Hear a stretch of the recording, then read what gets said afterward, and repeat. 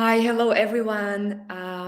I hope you can hear me and see me well. If you can just say hi to me so that I can see that I'm able to see to hear you or see you actually. So I can see Zafar is here. I don't know, Zafar, if you are still here because you mentioned this half an hour ago. So I hope so. And who is here? If you can just say hi to me so that I can know who is saying hi to me, where you are saying hi to me. And also, the session for today is going to be about how or the price teachers pay for being pleasers and avoiders. So we are going to speak about these two type of personalities or teachers, pleasers and avoiders. Maya is here. Nice to have you here, Maya.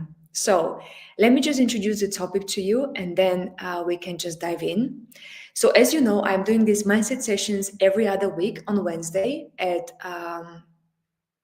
8 a.m. Eastern Time, which is 1 p.m. London time, 2 p.m. Central European Time. And I do it every other week because I recognize myself how important mindset is for teachers.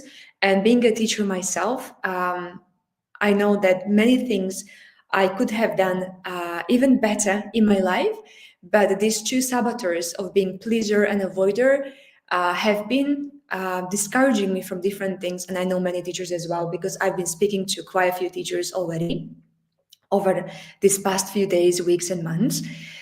So if you can, yes, I can see people are joining. Javier is here and Diane as well. Good. So who here have already heard of pleaser and avoider saboteur? If you can just say if you have heard of these two terms, and if so, what is the first association that comes to mind when you hear avoider and pleaser? If you can just let me know. And we are going to, of course, share more details, and I will share my screen as well. But as I said to you, we do these sessions every other week, and already the previous weeks, we spoke about saboteurs and different types of saboteurs. So those of you who are here for the first time, I will just review a few things and repeat a few things so that you have the most out of this session, really.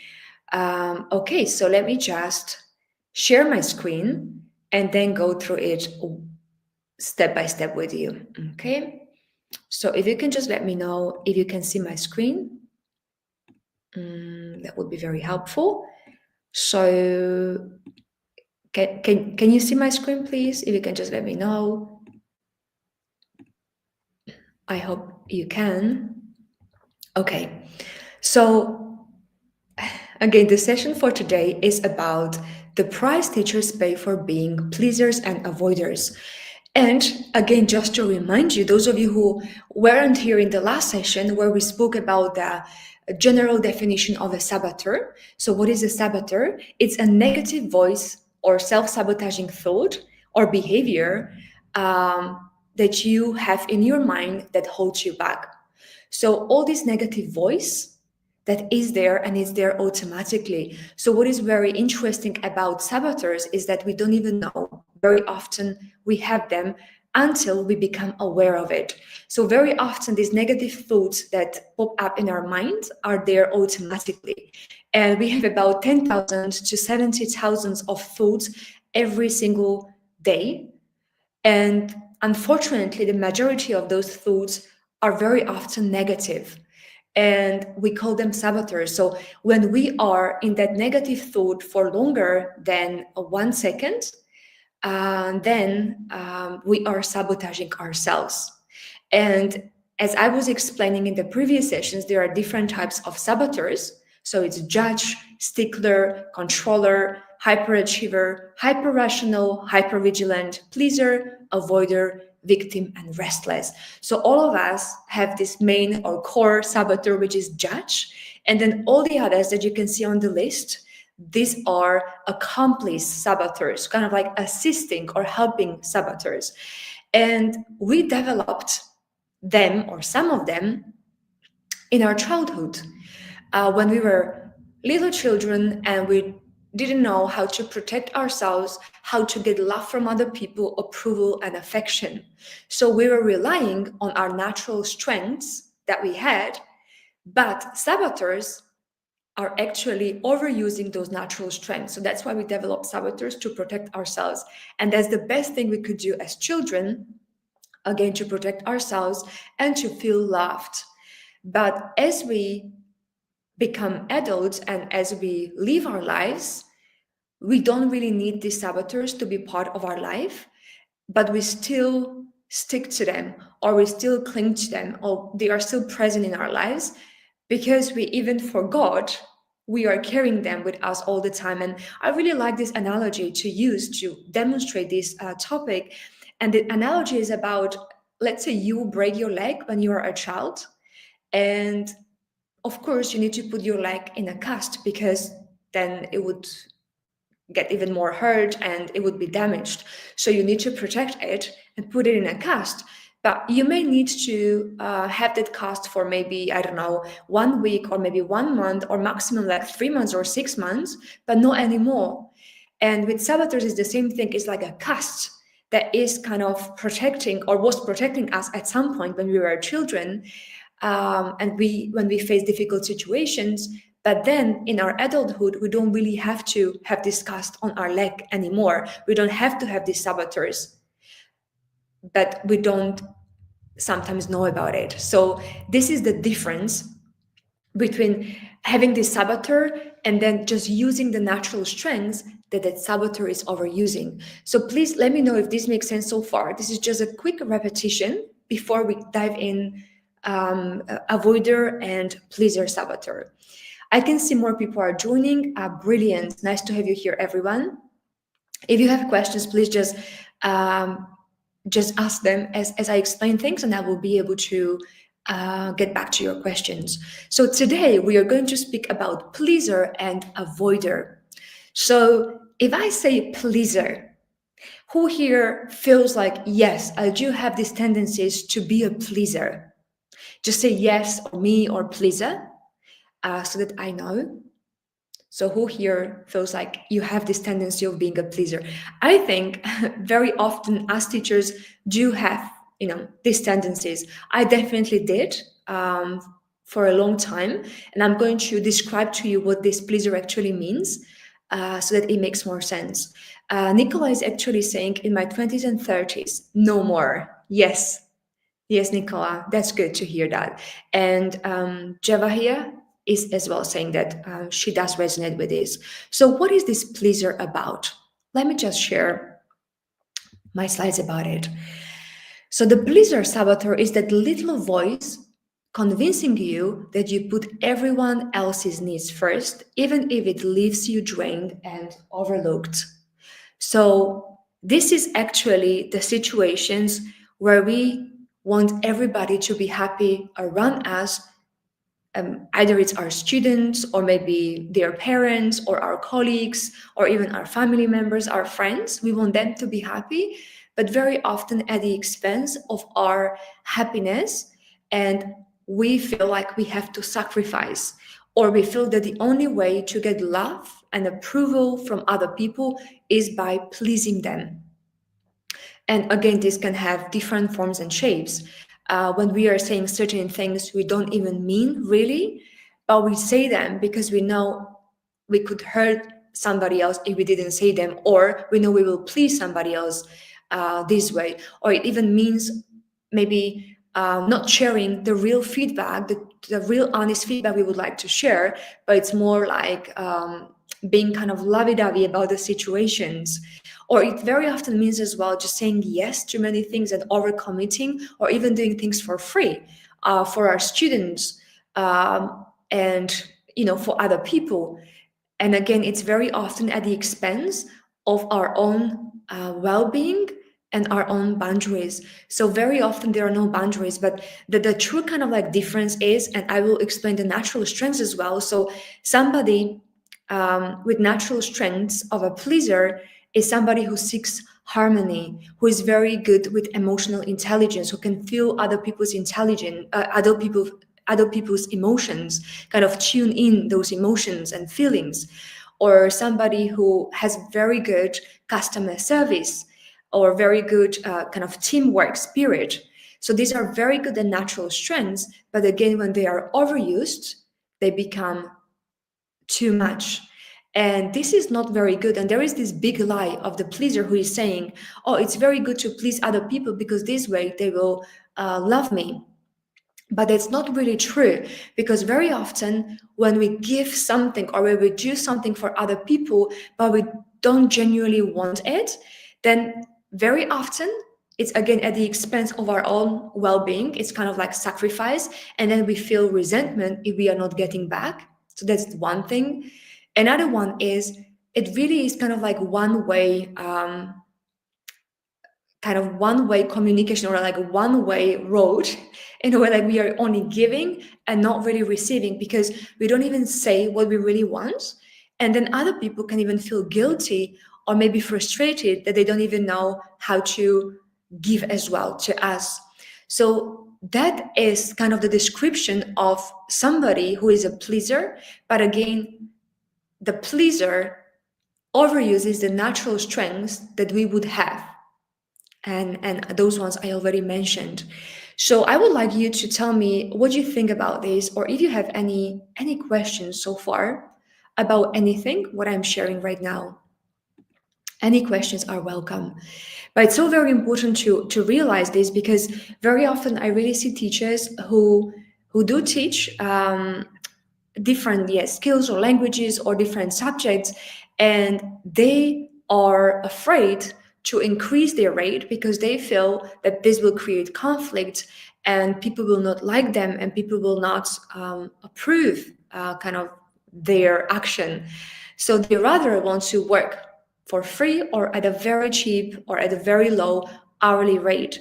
And I remember I do resonate with that, because there were quite a few, let's say, acquaintances or maybe even people that I knew from my surrounding who wanted me to teach them English, but because I just wanted them to like me and didn't want them to think anything bad about me, I was doing a lot of things for free or at a very, very low rate.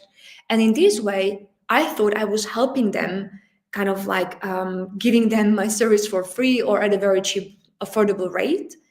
But I wasn't really helping them, because this way I was not showing them the boundaries that there should be in place. And also sometimes they did just maybe they didn't value or undervalued my work, because they felt like if they don't pay a lot, they don't have to put in a lot of work. So my pleaser saboteur wasn't really helping in this situation, although I thought it would be. I don't know if you resonate with this, but if you do, just maybe you can share your own examples when you felt like you had this pleaser attitude or behavior, and how that felt in your body, or what kind of feelings you had around it. So maybe you can share that. But again, it's very important to realize that actually being a pleaser is not something that is helpful and is not helping us teachers, but it's not helping our students either. So yes, it's very, very important again to realize that the pleaser saboteur is someone who has a pleaser saboteur is the person who actually constantly wants some reassurance, and their worth depends how much they are helping others. And very often the pleaser saboteur fears conflict, so they would do whatever, or they would say whatever, just to avoid the conflict. And as I said, this self-worth is kind of equivalent or depends on how much I'm helping other people. And very often, even the pleaser or the teachers who have pleaser saboteurs feel responsible for their students' results. So when their students are not performing or not having the results they would ideally want them to have, they feel responsible and even bad for it. So it's very important to bear that in mind. But again, as I said, the strengths of a pleaser, the natural strengths that we should reclaim, are somebody with exceptional customer service, somebody who can inspire other people and just encourage them to do different things. And these are the people with high emotional awareness and intelligence. And the natural strength is as well to genuinely want to help people. And that's why it's very, very important to ask this question when somebody asks for help, or when we want to help someone, to really ask, like, do I want to help this person because I genuinely want to help them, or because I would like to get something in return? And very often just some love or reassurance. And the sage steps, which means like the saboteur mode, is when we are in this negative self sabotaging behavior, which is affecting us. And then being in the sage mode, it means being in this calm state, in this balanced state, in this kind of like inner wise me or inner essence me. So the stage steps for somebody who is a pleaser would be to ask yourself, what would please me? Or even, do I genuinely want to do this? Or do I genuinely want to give this? So it's very, very important. I will stop here for questions if you have any questions, and then I will continue.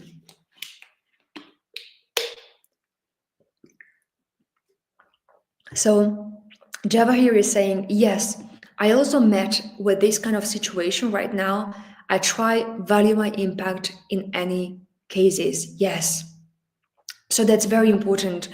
What you're saying as well, that we should analyze it first and then go on this journey. Yes. So what we are doing today is just to bring some awareness to our lives and to realize like we don't have to be pleasers. And actually, when we are pleasers, is not even helpful. If it was at least helpful to someone, that's good. But having these saboteurs is not helpful. But having the strengths that those saboteurs are overusing, that is very important. And we should remember the strengths that we naturally have if they are not overused by our saboteurs. So thank you for sharing that. Now I'm going to continue with the next one, which is the avoider. That's the next saboteur. So avoider. If you have any associations with avoider, please just type them in the chat so that I can see what is the first thing that comes to mind when you are hearing these words, avoider. You can just let me know about that. What are the first associations that come to mind?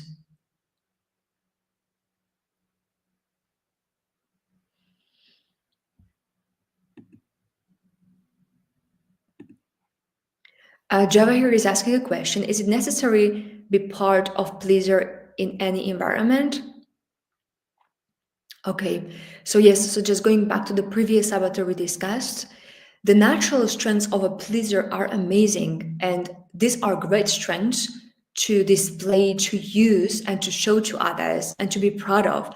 But pleaser is not good in any way, because it only means that I only feel worthy and good enough if I give, if I help others. If I don't help others, I don't feel good enough or worthy enough. And especially that worthiness depends if I receive back. So if I don't receive back, it means I'm not worthy enough. And then this kind of pleasing attitude may create a lot of resentment, that we don't want to do those things again, or we don't want to give again. And at the same time, confusion and frustration, and maybe even the feelings of guilt from the other person who is not sure what we really want and how they can as well help us or give back. So I would say being the pleaser is not good in any situations, but the natural strengths of the pleaser are very good. Now, about the avoider, Nikolai is saying staying away from people or situations. Yes, this is a very good point. Now, Java here, avoiding is like being in your way without hesitation. Yes, so these are very good points. So let me just expand on this one. So somebody who is an avoider is actually this inner voice that urges you to avoid difficult or uncomfortable situations, often leading to procrastination or a lack of confrontation. So, what does it mean? Now, I will speak kind of for both examples. So, for teachers who are like classroom teachers who have students in their classroom, either a virtual one or a physical one, and then I will touch on teacher entrepreneurs as well, who have their own teaching businesses and they look for their own students online. And basically, in both cases, it's about avoiding difficult situations. So in terms of classroom teachers, it may be avoiding grading or avoiding misbehavior or situations where misbehavior happens, or even avoiding difficult conversations with students' parents. For teacher entrepreneurs, it could be avoiding sales or marketing or pricing. So very often it may mean like kind of avoiding making videos on social media or avoiding being present on social media and doing different marketing strategies, although these are the most important things, but it's avoiding these situations, kind of like tough situations, hoping they will go away. So the problems would go away. And that's not the case, right? Because the things don't really go away. But kind of the big lie of an avoider is that if I avoid this problem or this challenge, it will very likely go away. So I don't need to waste energy and time on it. But again, that's not the case. And as I said, very often it's about procrastination on important things. So, like for example, launching new programs or curriculum, or even getting or setting up the boundaries and different type of things. So it's procrastination and putting things off. And then, of course, the consequences are huge. And then there is this feeling of frustration and anxiety about like, why have I avoided this? And very often, kind of very tough situations happen, or even there are big consequences when we avoid certain and very important things. And sometimes not even kind of like in terms of like big consequences happen, but it's about missing opportunities, about like what could happen if I hadn't avoided that. So, for example, if I had published that video, maybe right now I would have more students. Or if I had launched that mini program or course that I already had ready without analyzing things too much, or without wanting them or without waiting for the perfect time, maybe I would have more students right now. So it's kind of this avoiding feeling, right? Or avoiding something which is very important. And if you have any comments or anything you would like to add, please just write it in the chat so that I can expand on it and add to it too. So again, this is very important to imagine, to know that what is being an avoider, what is this saboteur about? And the big lie is kind of like that the saboteur is telling you, I'm good for you because by you avoiding tough situations, your life will be easier. Or I'm good for you because if you avoid conflicts and problems, they will somehow go away. But that is not true. If anything, they may even multiply and intensify. So that was a little bit more about what this avoider is about. Now, I would like to speak about natural strengths of somebody who does have this avoider saboteur. So it's a person who is looking for harmony and positivity. So it's this kind of like person who creates a very good environment in any workplace or any situation, any group. Or even it's someone, or the strengths are this thoughtful decision process. So before I decide, it's not this kind of like quick emotional impulsive decisions, but I weigh all the options I have, pros and cons. So this is a natural strength, right? Like when we make informed decisions. But again, it's about the avoider when it's overusing these strengths and when it's waiting for too much, that actually all the good opportunities disappear or are gone. Uh, Other strengths I would like to mention is strong emotional intelligence. So very often people who are avoiders, and their natural strengths are they can really feel other people's feelings and they can deal with them tactfully. So it's this strong emotional intelligence. And very often, unlike for other saboteurs, these people are people who appreciate and actually demand even in a way work and life balance. So if there is something I need to do extra, I want, or like it's really kind of protecting my time, that's a natural strength to know this balance, to maintain the balance. And these people very often create stress-free environment. So when they are around, and even in the learning or in business, it feels so easygoing and so relaxed to be around them. These are the natural strengths, but again, when they are overused, it becomes too much.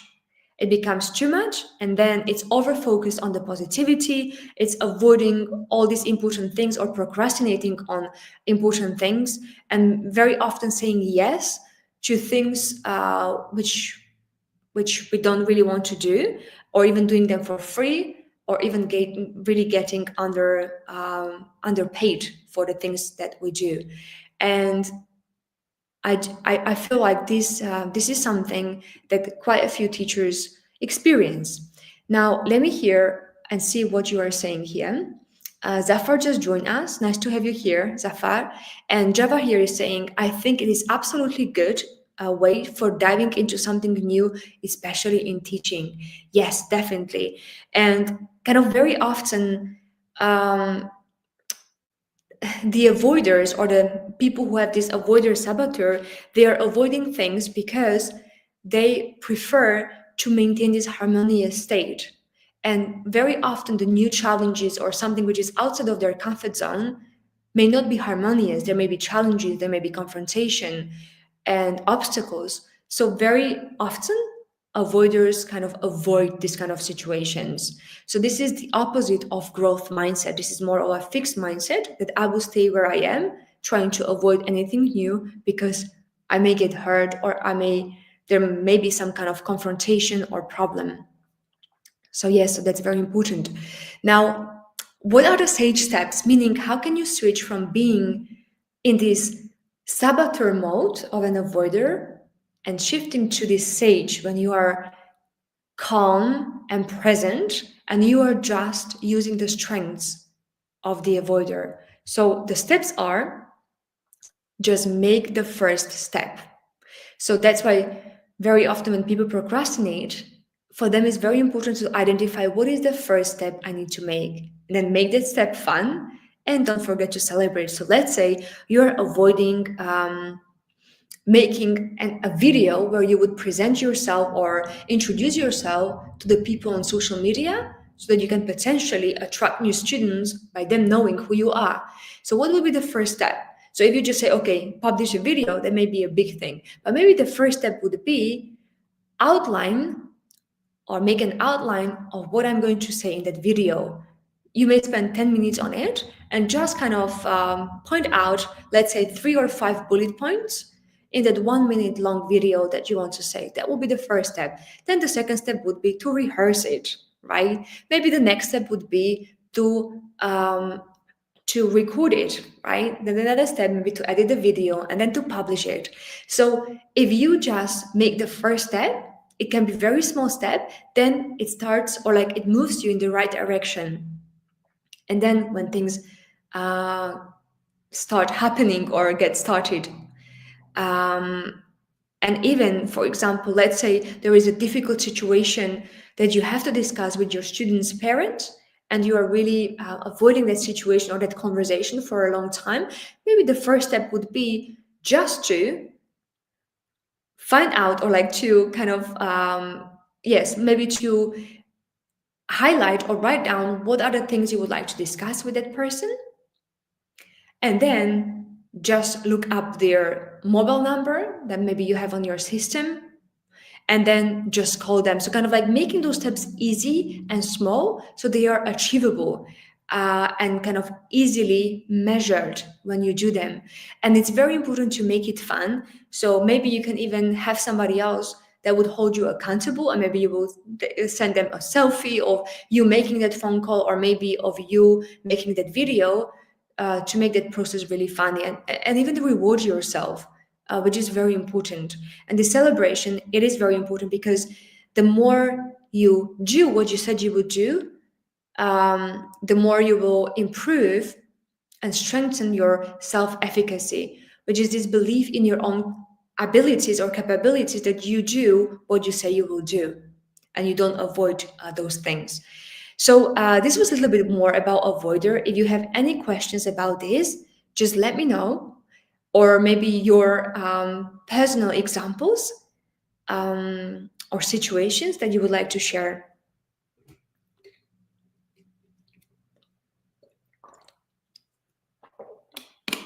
And as I give you a little bit more time to ask questions, I will share my screen with you, and I will show you what other events we have. Because again, this is just one of those events where I help teachers with their mindset. And in this session, it was about saboteurs, but we do have more events for teachers who would like to become teacher entrepreneurs. And these events I'm going to share, they are all free. So we are now in the month of February, and the biggest event we are going to have right now is the Teacher Success Online Summit, where we are going to really speak about how teachers can go independent and build their own businesses, or even how they can stay consistent in their attraction of students and in their financial situation and their presence on social media. So this is going to happen in 2 weeks, on the 19th and 20th of February. And it's going to be 2 days, and every day is going to be about 3 hours we will spend together. And there will be a teacher panel as well. So there will be teachers who already became teacher entrepreneurs, who already are teaching online and getting their own students, and they will speak about their own examples and situations. And also we will touch on those teachers who work on the platforms and what you can do to get even more work on the platform, or even increase your rate by you just updating and adjusting your profile in the right way. So there will be different things we will be speaking about, and it will be a very interesting event. So if you are interested, you just need to register here for free. Then we will just send you all the information via email. And even if you can't attend, you will get the recordings, which is amazing. So basically, I will just share the link here. You should be able to receive that now. And then there is another event that actually is happening in 25 minutes. Those of you who can still stay live and online, there is this event with James in 30 minutes. And James is actually interviewing David, because David has had quite a lot of success recently with his students, and he's got a lot of testimonials. So we are going to speak in this event, or they are going to speak in this event, what you can do to get testimonials, and how testimonials can actually help you attract more students without even you having to promote it heavily. So you can watch this on LinkedIn, YouTube, and Facebook. You just need to click on one of these, and it will just direct you there. And if you want to just put in your calendar, even in the future, all these events, you just click here. So for example, the events with me every other week. So you just click here, and it's going to then take you to another link where you can just register and just make it part of your calendar. So I wanted to share this with you before we finish today, so that you can just make the most out of the events we have. And these events are for free. So yes, let me see. Diane is saying sometimes avoidance is survival. Once it happens, it is very hard to step up and resume a normal pace. So this is a very good point, Diane. Let me just answer this. Sorry.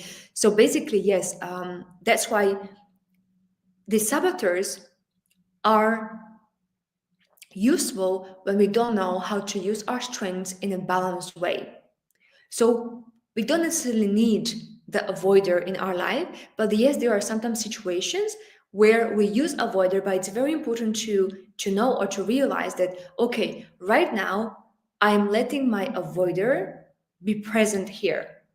But as long as this situation finishes, or as long as this period finishes, I want to reclaim my strengths, the natural strengths of an avoider. So avoider necessarily, like in the extreme way, is not needy, but this does not mean that if somebody just uses the natural strengths of an avoider, they don't avoid situations or things. Sometimes actually the wisest thing is to avoid something.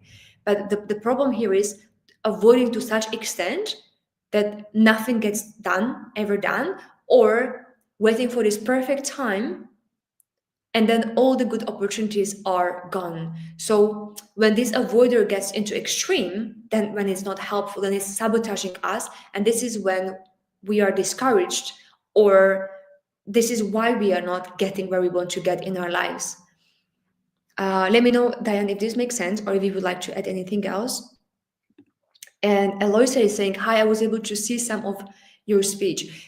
Great, I'm so happy, Eloisa. Do you have any questions? I don't know if there is something you would like to ask about these two saboteurs we spoke about. So it was the avoider and the pleaser. If there is anything you would like to ask, just let me know. And I will sharing the events we have now in the coming weeks.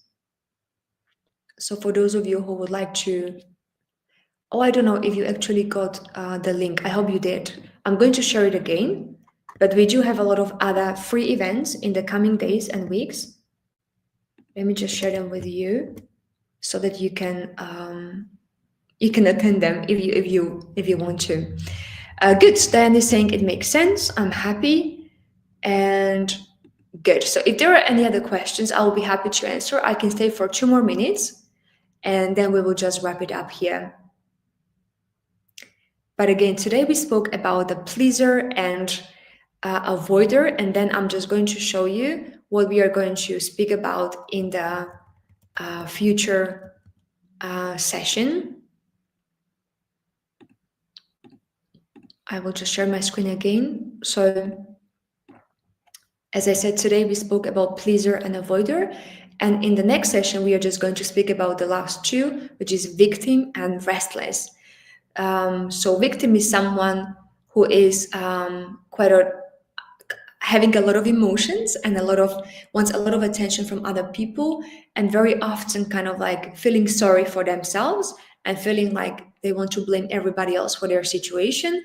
And restless is someone who finds it really hard to complete one task or one project, and is someone who is jumping from one thing to another, from one goal to another, from one project to another, almost never completing the things, or almost never being fully present and appreciative of the present moment. So we will speak about this too in the next session. So I hope you can come. And let me just see if there are more questions here.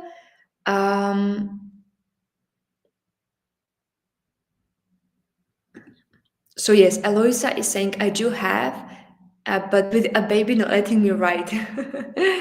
So Eloisa, yes, so maybe the baby knows as well what you want to write. Maybe let the baby help you. I don't know. If you manage to ask the question, I will be very happy to answer it. And Diane, I should have been more specific and told you the whole story.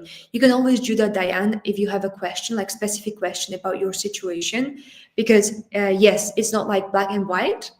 And actually, it's very good and important to know how to maneuver, how to have that balance, how to be balanced in everything, and how to use the strengths in the best possible way. So again, I guess about your situation, Diane, sometimes the best thing is to avoid doing something. But when this avoidance goes to extremes, then it's not a good thing. Okay, I'm very happy you found it beneficial. So I guess there are no more questions. And in that case, I can just wrap it up here. And thank you for your time here. So I will see you in the future one in 2 weeks' time. Thank you. Bye-bye.